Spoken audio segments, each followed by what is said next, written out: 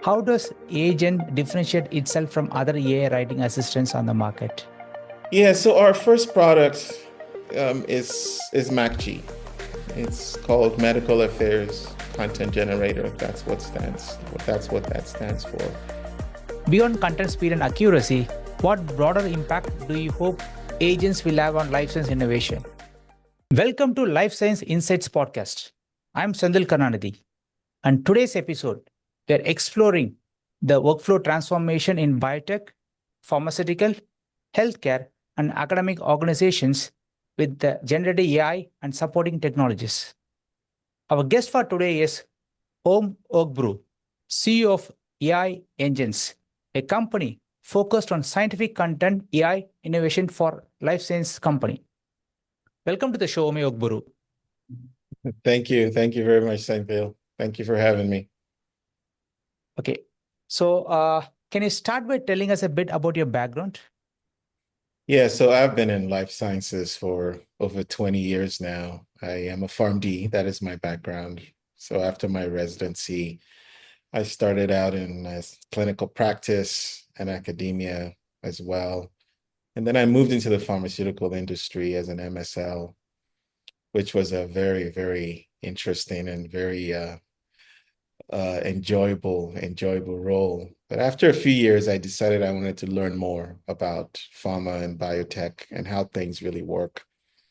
So upon advice from my mentors, I took a job in-house as a medical information manager, which was a very good transition from being a clinical pharmacist or being an MSL, because essentially you're answering questions from people. They have questions about your company's products, the data, the science, and you're educating them about that and engaging them as well. So it's kind of like an MSL also, because you do that in the field, but it was from a different perspective with different tools and different ways of engaging with customers. I really enjoyed MedInfo very much, and I think one of the things I liked about it was there's so much opportunity to innovate, either in processes, the tools that we used, the way that we communicated. I just saw a lot of opportunity. And that opportunity is still there. And it's even better now with some of the technologies that we're going to talk about on this podcast. So from MedInfo, I rose through the ranks over the years. I finally became a leader of a MedInfo team and built my own MedInfo team as well. Over the years, I also transitioned into clinical research. Worked in that for a little bit. Along the way, I spent some time working for a SaaS company as well in life sciences IT, which has turned out to be a very good, valuable experience that is helping me today in doing what I'm doing. My last role, I was the head of global medical information and US medical information at Biogen. Okay. And as it often happens in the industry, change does happen. That's the one Yes. thing that is constant. So I did get laid off at Biogen in late 2023. And as I thought about, all right, what am I going to do next? And what really engages me? What is exciting that I want to do? Yes. And one day I just woke up and said, oh my God, I got it. It's looking right at me. AI is exciting. It can do so many things in biotech and all of life sciences. I have an aptitude for understanding technology and also the pain points in different workflows. And I also understand what some of the gaps are in adopting these technologies and making them fit for purpose to help in all these different workflows. And then it's once that idea came into my mind, it would not leave.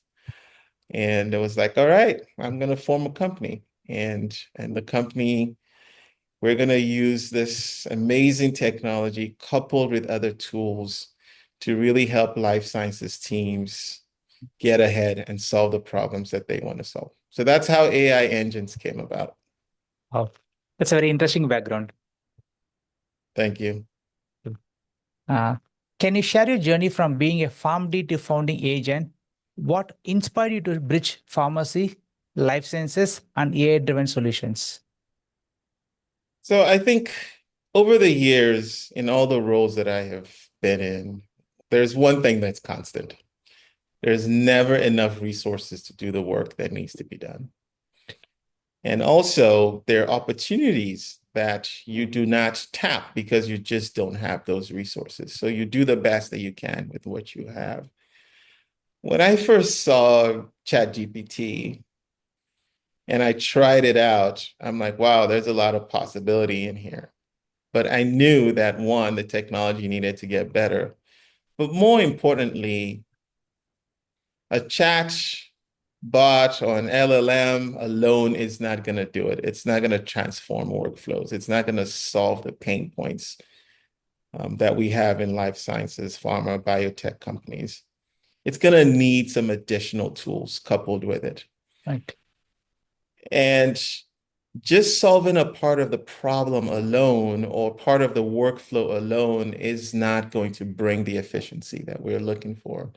You'll need to go through the entire journey, the entire workflow, and innovate through the whole path in order to really see or gain the efficiencies and the value that you're Okay. that you're looking for. And so once that idea came into my head and I could clearly see the path to really solving problems, it, I I just could not let it go. And so I did my initial feasibility study, did my market analysis, looked at what the pain points were. Our first solution, the idea was really bigger than what we have right now, but you have to start somewhere. Right. You eat the whole cow, so you got to start with a little bit. But we do have a very big vision Right. of where we want to go. But we're starting with our first product, which we'll talk a little bit about. Sure. That's interesting. Uh, what challenges in scientific content creation did you see firsthand that pushed you to build MacG? Yeah, so I've spent a lot of my career, even before I went into medical information, and even while I was in medical information, I was a writer. Oh, So I did freelance medical writing interesting. for a company called MedicineNet. I was one Mhm. of their early writers, actually. Eventually, they got bought by WebMD.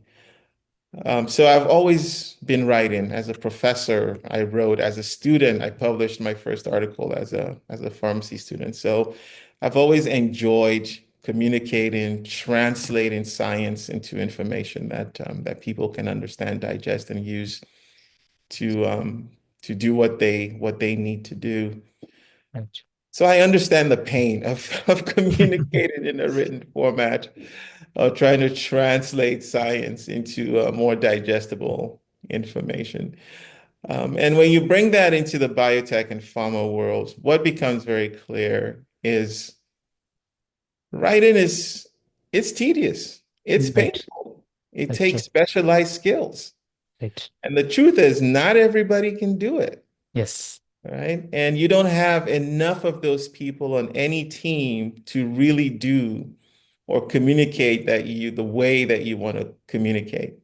The speed, Speed. um, the personalization, all of those things take time and resources.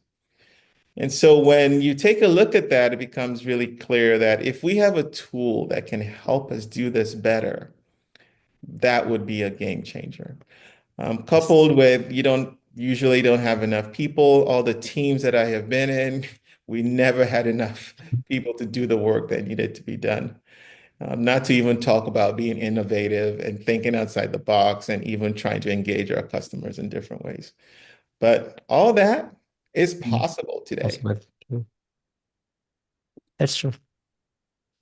You found the challenge, and that you fill the gap. Exactly. Uh, how does agent differentiate itself from other AI writing assistants on the market?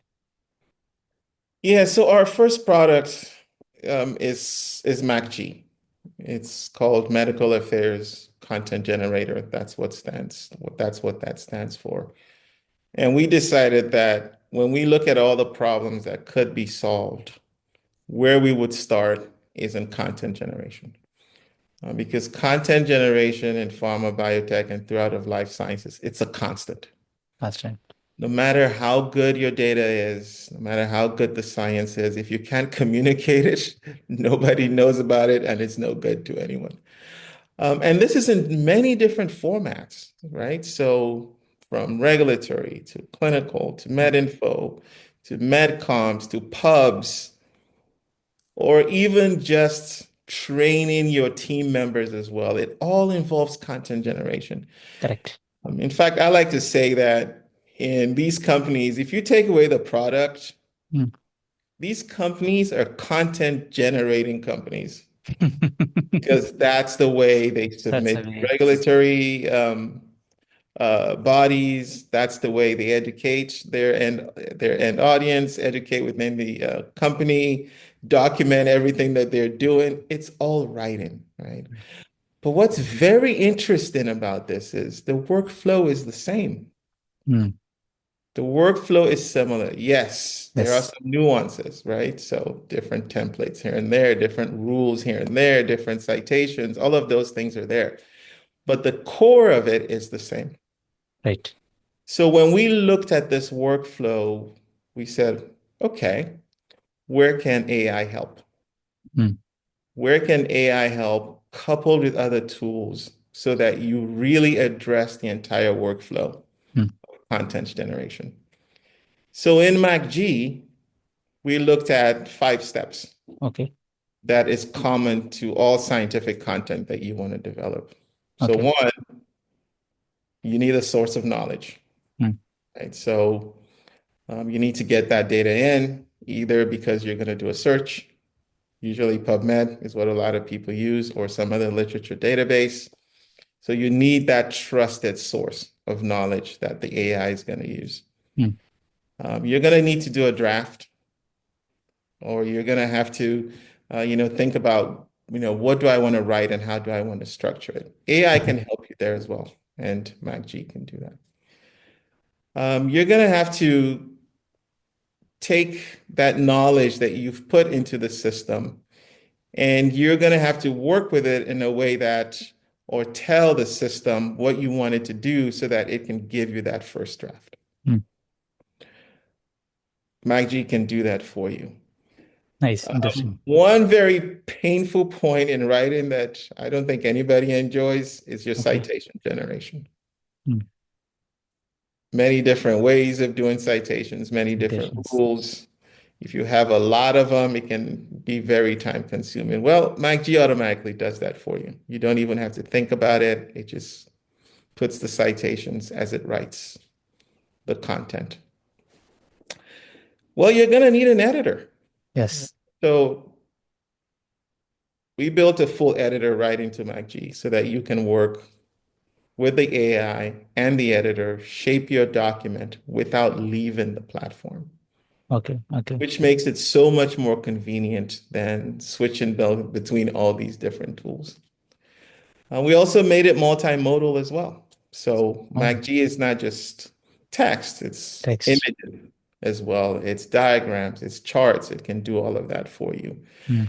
And as we encounter other use cases, we'll be talking about video and audio and all those other things that these technologies can do these days. But it's all there. It's all All right. possible Mm. Mm. to incorporate all of those things. And then you also need a place to store all your content, Okay. so that it's easily accessible to you. You can use it over and over. You can select what you want to select in order to create your content. You can search through your content as well. So for a MedInfo team, this makes it very, very convenient. They can put all their articles, all their standard documents, all their prescribing Prescribing information and information. everything else that they need to use. And Okay. they can just use AI to help them at least create that first draft, which they can then review and make any corrections that they need to make. So essentially what we've done is, compared to other platforms, we are addressing the entire workflow Okay. of content creation, not just one aspect of it. So You'll see one system that helps you search literature, another system that helps you write content, Mm. another system helps you do your citations. Before you know it, you're working with 5, 6 different systems just to do Mm. what you need to do. Mm. Mm. But it's all baked into MacG. So which Okay. makes it more efficient, and you can really capture that efficiency across the content creation workflow. And as we talk to customers and as we move into other areas of scientific content creation, what's left is one team may have a certain different template that they need, or they may have a different type of prompts that they need in order to create their content. MacG has a prompts library that's Mm. customizable to meet the content that people want to develop. So we can customize that That's for nice. enterprise. For enterprise teams, we can build templates for them so that it makes it much easier for them to create that content. And it's compliant, it has everything that they want to do in there. In fact, using the editor, you could probably even create your own template and use that all the time as well. So when you look through the whole platform, it's very different from what you typically see in other platforms. That And platforms. people often ask, oh, so well, how's this different from ChatGPT? How's it different from Copilot? And it's back to the same thing. The tools that we have in MacG are not in ChatGPT, and they're not in Copilot either. Oh. So you can't search PubMed with Mm. Copilot. Someone will have to build that integration for you. But it's already there. A full text editor is already there. You don't have that in Copilot or ChatGPT. Pre-built scientific prompts or prompts library that you could use. You don't have those either. A full text editor, you don't have that. You don't have that either. So we could just, they're not designed for scientific content creation. Yes. They're more general purpose, General. and they're good at what they do. General purpose Yes. writing.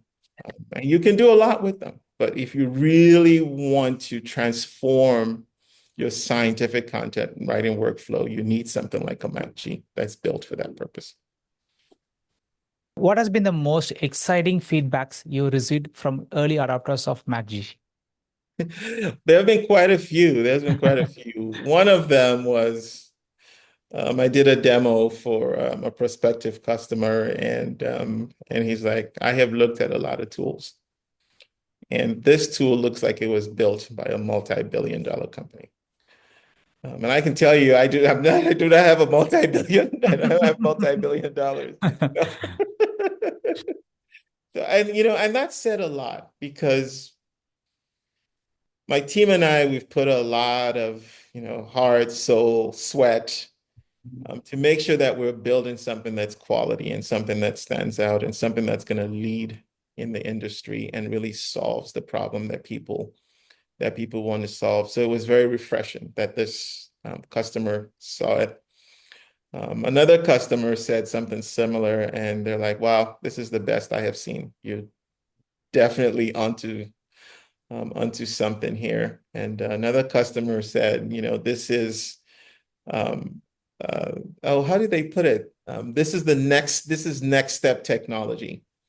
And it's amazing to see how, AI and other tools have come together in MacG to support the writing process. And then we had another, she's a CME writer who reviewed the platform for us as well. And she said, you know what?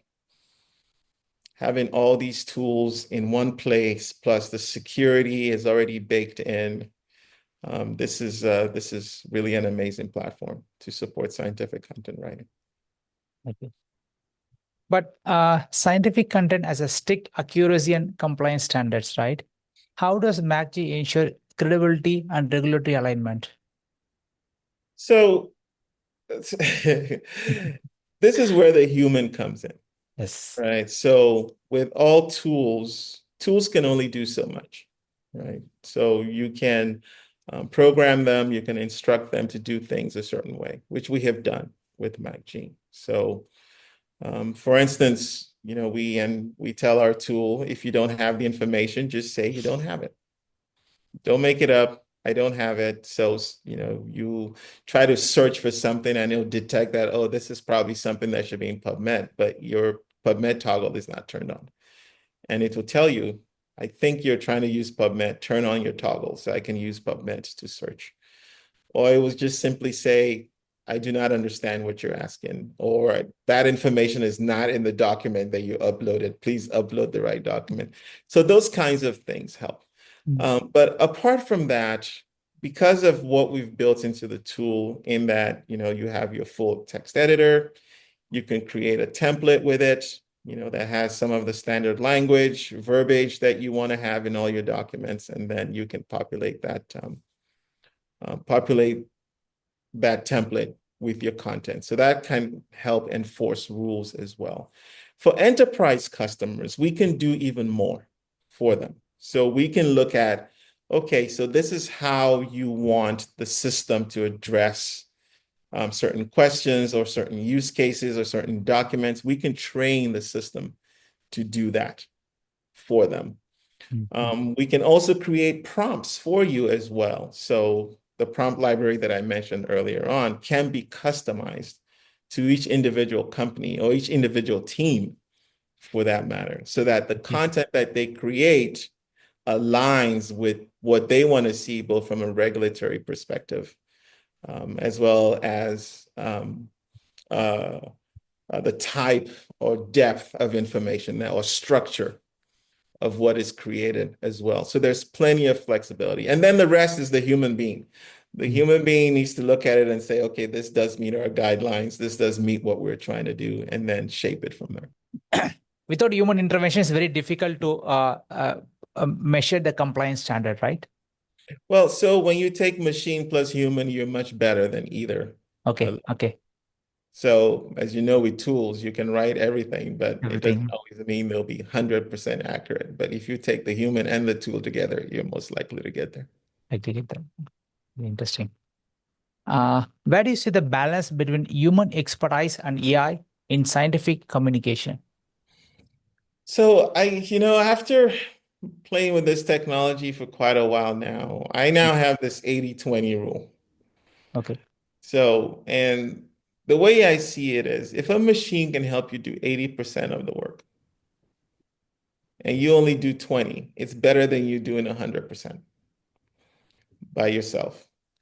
And so when you look at it that way, you begin to see the value of the technology. Oftentimes, people come in to use AI and they think, wow, it's going to do everything for me. Mm. All I have to do is just push a button, and whatever I want to create, it just creates it for me, and I'm good to go. And when Okay. that doesn't happen, they get very disappointed. But the truth is, that's not how it works. Mm. It's a tool that helps you do the heavy lifting. Okay. Right? So if we take content generation or writing, for instance, Mm. if you search PubMed manually, it Mm. will take you hours, sometimes even days, True. right? But now you're still searching, but you're using a tool to help you. Now it takes seconds. Seconds. Now it takes minutes. That's how you have to think about these technologies. It's not the machine doing everything for you, it's you using the machine to do what you want to do. So human in the loop is very, very important and very, very crucial, not just to review, Mm. but the strategy, Strategy. what you want to do, what the output should be, the quality, the completeness, all of those need to be determined by the human. And the tool does the heavy lifting of executing. So when I say 20%, Mm. that's the human's 20%. Come up with the strategy, put the guidance in there, give the tool the rules, point it to the right direction, tell it what you want, and then it does the remaining 80%. And then you review it. True. So That's true. human plus The AI tools and the other tools that are around it that it uses is much better than either one alone. makes the job a little easier also. A whole lot easier. How do you see the AI-powered content creation transforming the biotech and pharma industries over the next 5 years? Well, I'll be honest with you, it may take more than 5 years. Because adoption is kind of slow right now. So you Really? might have Okay. seen the MIT article that, 95% of companies, not just in life sciences, Mm. are still stuck Stuck in. in that forever pilot loop. I think McKinsey showed the same thing as well. So change just happens slowly. Uh, Okay. but I think what will help move that forward is entrepreneurs like me, entrepreneurs like you, creating the right tools and that can help transform these work processes and proving that they actually work and they actually solve the problem. So my hope, and Mm. this has always been something that I've been passionate about, is that in 5 years, as an industry, we will be creating more personalized content, more Okay. personalized and targeted content that is easily accessible Mm. to the Mm. end user. Okay. The barriers to doing this in the past is cost, Cost. time, expertise, but now we have a tool that can help us do that. And companies that have the vision of really educating their customers in a more personalized way, not just boilerplate content for everybody, but really this is what you're interested in, and we will support you in educating you and providing you that information, even in whatever language you want. Correct. It's now possible. So that's my wish that more people will be able to do that. And then with tools like MacG, that just helps you get there. Oh yes, MacG um, does understand many languages as well. Beyond content speed and accuracy, what broader impact do you hope agents will have on life science innovation? All right, so we started with content generation, but Okay. our vision is much broader than that. Okay. The AI engines actually stands for AI narrative generation and engagement solutions. So the Okay. narrative part is what we're addressing right now. So creating content and everything else like literature searching that you need to do to create that content. The engagement part of it is actually taking that content and getting it to the end user and making sure that it's personalized, making sure that they're able to access it, making sure that there's that feedback loop to understand what they need so that you can continue to support them. So we will build solutions for that as well as we engage with customers. But there are other things within there also, right? Mm. So let's say analytics, Mm. for instance, right? So you need to be able to analyze everything that you're doing. So we will dabble in that also. And there are many, many use cases, and we have a long list that we can address as we Yes. engage with our customers to understand what is more crucial to them. Mm. I talked about addressing the entire workflow, Mm. but our concept is beyond just addressing the entire workflow. Mm. It's also about building tools that support many, right? So MacG can support across the whole scientific organization, not just one department, Mm. versus many tools for very small problems. Okay. Right?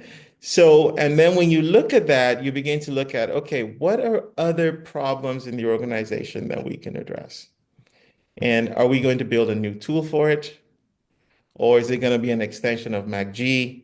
Our vision is that we can build integrated solutions that support the whole entire organization.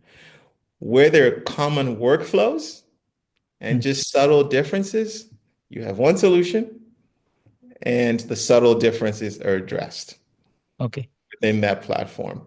Where the workflow is completely different, you have a different solution, but it's going to be integrated with the rest of the AI engine solutions that you have in the organization. Mm. Because one of the problems that companies have is they have so many of these solutions everywhere. Mm. And if you think about it, there's so much that AI can solve. A company could end up with many, many, many of these platforms from different vendors, which And now yes. becomes very complex to manage. So our vision is that we want to build solutions that address entire workflows for many teams. And at the same time, we want integrated solutions that we build in the organization. So that's a big vision for us. We couldn't start by doing that, of course. That's going to happen over time as we learn from our customers and as we gain traction on our first product, MacG. Okay. As a founder and CEO of a company, what lesson have you learned leading a tech-driven life science company? I think one of the most important things, which I knew this already, but it's even more crystal clear as I go through this journey, team is very important. True. Can't do everything by yourself. You need a lot of experts to help you. You need people that have buy-in into the vision in order to be able to execute. But I've been fortunate that I have a great team that supports me.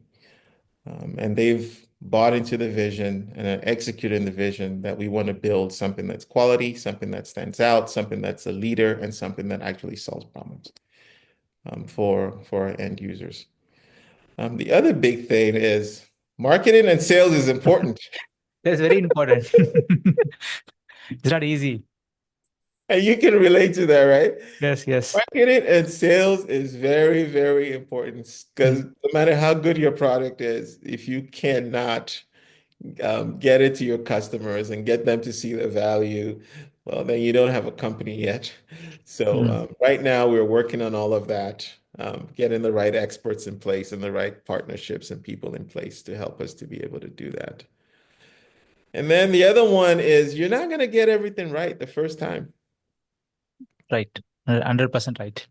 So, and it's okay, right? Because you learn, right? The iPhone, the first iPhone and the iPhone we have today, they don't look the same at all. They don't even work the same at all, right? So, that's the entrepreneurial journey and the development journey.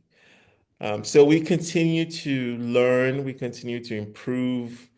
And with AI, things move very fast. Models are changing every day. So we continue to learn and make sure that our tool is always fit for purpose. Okay. Do you have any specific advice you would like to give to scientists or entrepreneurs who want to leverage AI in healthcare and biotech? I think for the professionals, if you're not already exploring how to use AI-powered tools, start. Start it. There really is no downside. You don't even have to know everything. You don't even have to know how it works. Try it, see what you get. That's where I started. I just tried it and it gave me something and I'm like, oh, this thing doesn't even work. But then I came back and thought about it a little bit more and I learned a little bit more. Tried it, even spent more time with it. Then it dawned on me that the tool is not the problem. I just didn't know how to use it. And the only way to learn how to use it is to just do it. Is to just try it, fail, try again, learn from others. There's so much free information out there about how all these different models work. And then identify that pain point that you want to solve. And find the right AI-powered tool that can help you solve it. And then use it. And then for entrepreneurs, there is so much opportunity. I honestly believe that several years from now, when we look back, the best tools are yet to be built. The best tools that solve or provide the most value, either they're in their infancy or they're yet to be built. So there's so much opportunity. And for entrepreneurs, if you can think of a problem that's painful enough that someone needs a solution for it, or even if you need a solution for it, and if the technology today can help, even if it's not perfect, and there's no one that's doing it, or you can do it better, Just do it. Just do it. Just do it. I like just do it. Well, I think we're stealing that from Nike, right? Yeah, it's a nice word to say, right? Just do it. Just do it, because you're going to learn a lot. And that's the entrepreneurial journey. You're not going to figure it out on day one. But if you never try, you'll never get there. Get there. But if you try, you're going to learn a lot of things along the way.